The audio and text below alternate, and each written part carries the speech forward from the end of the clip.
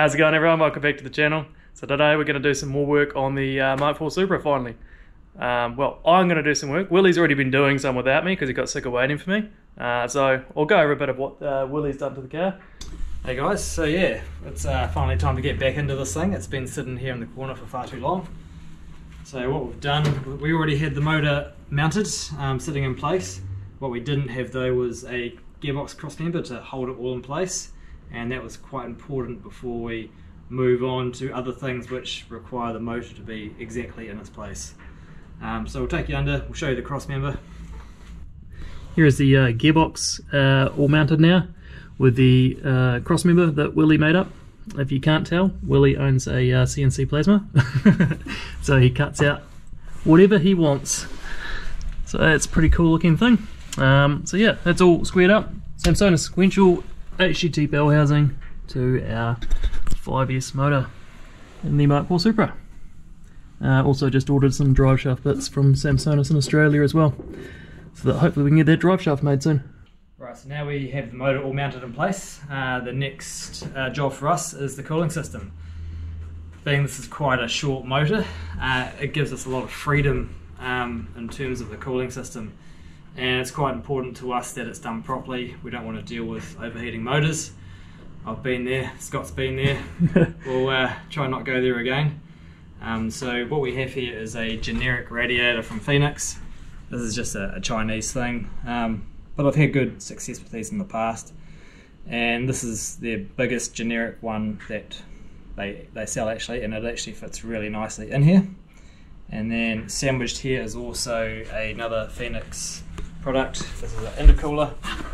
It's quite a big thing. It should cool it pretty well. And then again with the CNC plasma, I've cut out some plates here, put a return in there to give it strength, and so that all bolts to it. And then, so this is all one package, and this will all come out as one. So right now it's just sitting here to get it in place, and then what we're going to do next is mount it. And we want to rubber isolate this from the chassis so that all of the chassis flex is isolated to the cooling system, and then obviously all the pipes going to it are going to be rubber or silicone, so that should work out pretty well. A very important part of the cooling system is of course the ducting that comes into it, and if we have a look here we can see that the factory MK4 ducting is actually a really nice thing. So the theory is that it has a smaller opening, and then it diverges into a bigger area, as we can see here with the coolers. The angle on it also promotes air flowing through it, as when it heats up it comes up, so it basically can flow directly upwards, and that helps the air flow through. Because it's such a big radiator, we can also fit a massive 16-inch fan on there. And then another part of the story will be the extraction, so at some stage we'll make a hole in the bonnet and hopefully nicely vent our hot air out the top there. So lessons learned from our other vehicles. Did this similar setup on my MK3 Supra, and honestly, like, the cooling system when it's heat gas it seals properly is fantastic. It's never been so good. Now that I've also got the JZ in there, like doing some circuit racing stuff, anti-lag on, lap, never gets hot. So, you know, some people might say, oh, why don't you mount it in the rear? It's a very drift car sort of thing to do. This isn't like a dedicated drift car. This is sort of a bit of an all-rounder thing, and I think this cooling package, space, don't we? Yeah, with cutting the front off, you know, we've got all the room in the world to do this and actually have a really good package in the front. So yeah, definitely think this is the way to go over a rear mount for us personally.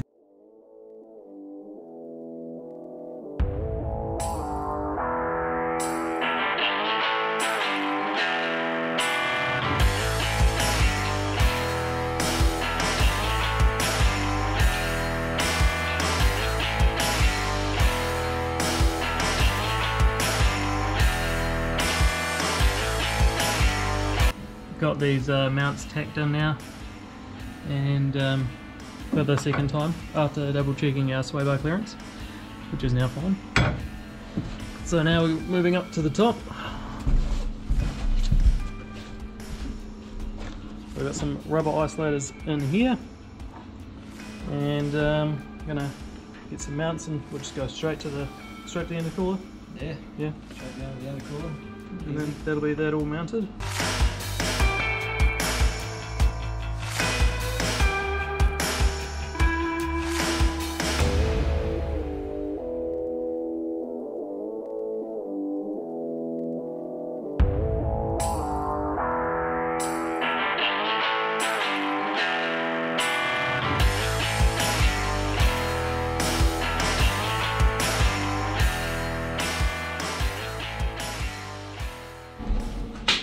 The top mount's now tacked in. So yeah, that's everything sort of in place. I guess we can pull it apart and fully weld some things, or I think we should. Yeah, and then play with the intercooler piping.